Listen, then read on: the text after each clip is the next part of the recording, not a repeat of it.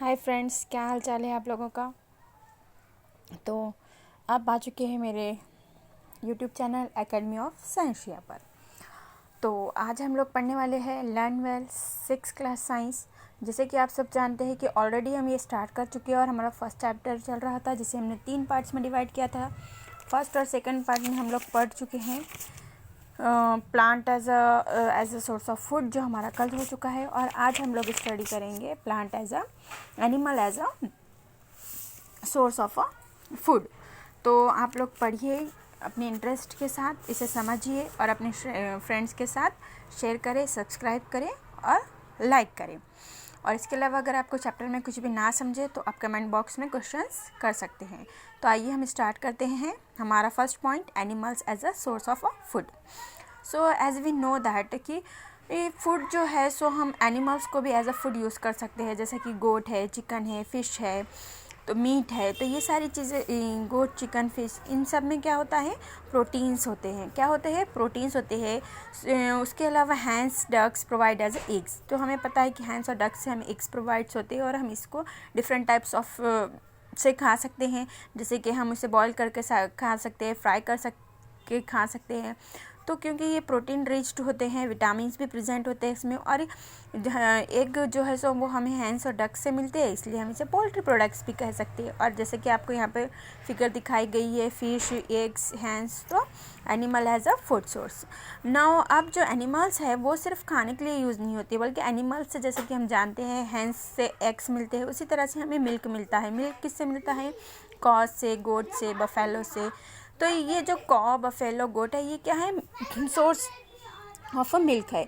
और मिल्क में carbohydrate, fat, protein, vitamin, mineral, ये सारी चीज़ें प्रेजेंट होती है। इसके अलावा कैल्शियम भी होता है। और मिल्क से हम कई प्रोडक्ट्स भी बना सकते हैं, जैसे कि कर्ड है, दही, बटर है, घी है, चीज़ है।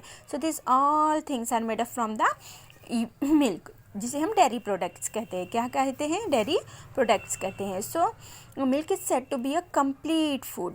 इसलिए हम इस वजह से, क्योंकि मिल्क के अंदर protein, carbohydrate, vitamin, mineral, calcium सब कुछ प्रेजेंट होता है, इसलिए हम इसे मिल्क को कंप्लीट फूड भी कह सकते हैं।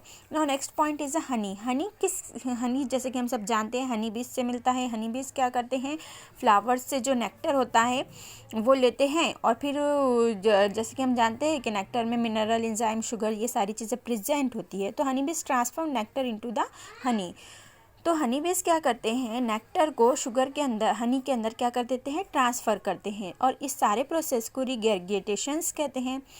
And store it a primary food source in Honey combs. और फिर जब है कि नहीं, नेक्टर हनी में चेंज हो जाता है, तो हनी बेस इसे हनी कोम में और बी हाइव में क्या कर लेते हैं, रिस्टोर कर लेते हैं। और इस हनी को ऑब्टेंड करने के लिए रेयरिंग ऑफ हनी बीज, यानी कि हनी बीज को किया जाता है, पाला जाता है, उनकी पालन पोषण की जाती है, उनका ख्याल रखा जाता है। और किस लिए किया जाता है सब कुछ, हनी कलेक्ट करने के लिए। तो जो हनी का पालन पोषण से लेके हनी ऑब्टेंड होने तक जो ऑल प्रोसेस होता है, उसे कहते हैं हम apiculture. Now, in the cold weather or when the fresh food sources are scarce, bees use the stored honey as their source of energy. तो जो ठंड का मौसम होता है उसके लिए हनी बीज क्या करते हैं, अपना फूड क्या करते हैं, स्टोर करके रखते हैं। Honey has a medicinal value. Honey सिर्फ हमें खाने के लिए यूज़ नहीं होता है, as a food product use नहीं होता है, बल्कि इसकी अपनी मेडिसिनल वैल्यू भी है। For example disease like a sore throat, अगर गले की कोई ख़राबी हो या कोई डिसीज़ हो तो वो हनी से क्या हो सकता है, क्यूर हो सकता है। So it is also eaten with the bread and used in a cooking. तो शहद को खाने पकाने के लिए भी इस्तेमाल करते हैं हम, और ब्रेड के साथ भी खा सकते हैं as a jelly. Now next point is what animals eat. Animals क्या खाते हैं। अब तक हमने तो सिर्फ अपने फूड के बारे में पढ़ा था कि plant as a food, animal as a food. Plant autotrophs होते हैं, वो अपना खाना खुद बनाते हैं, लेकिन जैसे कि हमें पता है प्लांट तो एटोट्रॉफ्स है, बट एनिमल्स नॉट एटोट्रॉफ्स। ये तो एनिमल्स तो क्या होते हैं, अपने खाने के लिए किसी और पे डिपेंड होते हैं। तो अब एनिमल्स के को डिवाइड किया गया है 4 कैटेगरीज में। Animals herbivorous, carnivorous, omnivorous and decomposers. So animals are living things. Animals क्या है, लिविंग थिंग्स हैं, तो इसलिए हर लिविंग थिंग्स को क्या रिक्वायर होता है, फूड रिक्वायर होता है। तो animals like plant they can not prepare their own food, यानी कि प्लांट तो अपना खाना खुद बनाते हैं, लेकिन प्लांट की तरह एनिमल अपना खाना खुद नहीं बना सकते। So they are called consumers as they depend on plant और other animal for their food. तो जो अपना खाना के लिए दूसरों पे डिपेंड होते हैं उन्हें हम कंज्यूमर्स कहते हैं। तो एनिमल्स भी क्या है, कंज्यूमर है, क्योंकि वो अपना खाने के लिए प्लांट पे भी डिपेंड होते हैं और अदर फूड्स पे भी डिपेंड होते हैं। तो based on the kind of food they eat animal can be classified as followed. तो जिस किस्म का वो खाना खाते हैं उस बेस पे एनिमल्स को 4 कैटेगरीज में डिवाइड किया गया है।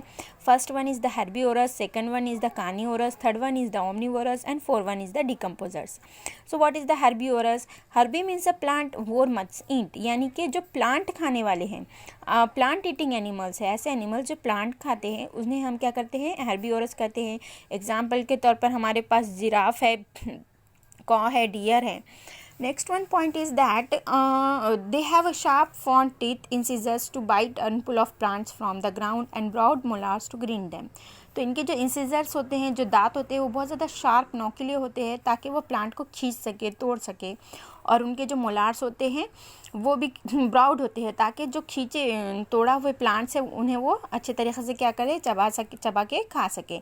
Next one point is the carnivorous. Carni means a meat, vore means a eater, यानी कि जो मीट खाने वाले, गोश्त खाने वाले जानवर होते हैं उन्हें हम कार्निवोर कहते हैं। तो फ्लैश ईटिंग एनिमल्स, ये क्या करते हैं, जानवरों का गोश्त खाते हैं, like lion, tiger, eagle, snake, spider. They have a sharp canines to tear flesh and strong molars to grind flesh and bones.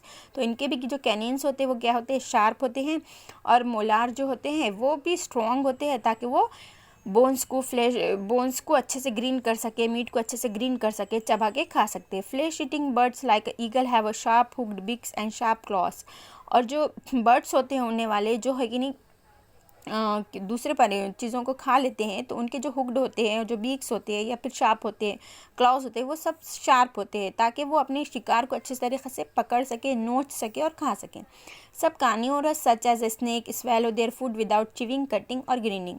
लेकिन कुछ एनिमल्स ऐसे हैं जैसे कि सांप, जो डायरेक्टली फूड को स्वेल कर लेते हैं, यानी कि सीधा निगल लेते हैं, पेट में डाल देते हैं। उन्हें चिविंग करने की, यानी कि चबाने की, कटिंग करने की या ग्राइंडिंग करने की, बारीक पीस कर खाने की कोई ज़रूरत नहीं होती।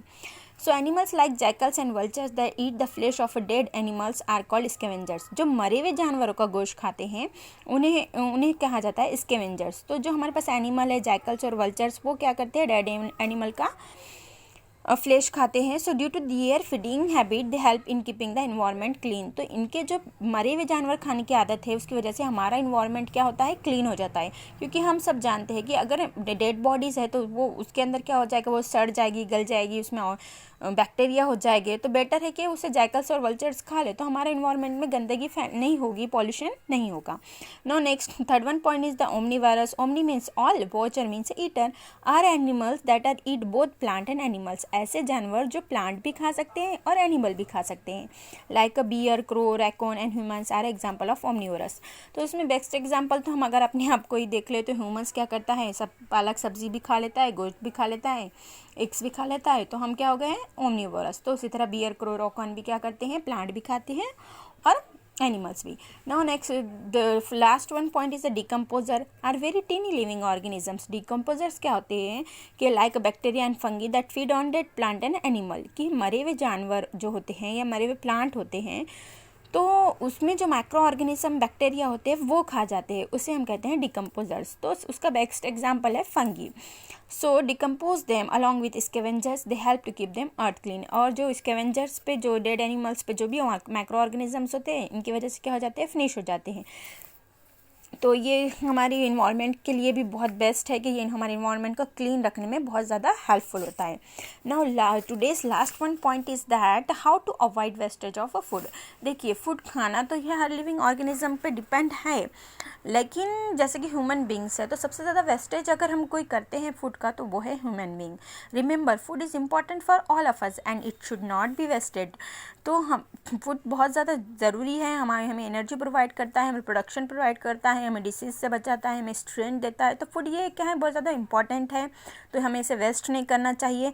तो इसके कुछ हमारे पास 2-3 एडवाइस है जिसे हम रीड कर लेंगे। Do not leave food uneaten in your plate.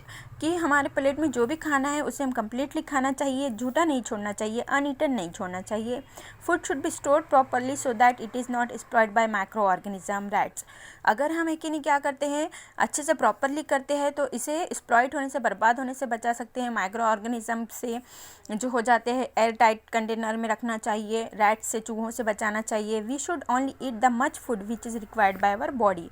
और हमें सिर्फ उतना ही खाना लेना चाहिए जितना हमारे बॉडी को ज़रूरत है। ऐसा नहीं कि अच्छा खाना बना हुआ है तो 2-4 प्लेट ले लो और फिर झूठा छोड़ दो और फेंक दो, तो ऐसे कुछ ना करें। Eating in excess will make us obese. और अगर बहुत ज़्यादा ज़रूरत से ज़्यादा खाना भी अगर हम खाते हैं तो हमें ओबेसिटी हो जाती है, यानी कि मोटापा आ जाते हैं।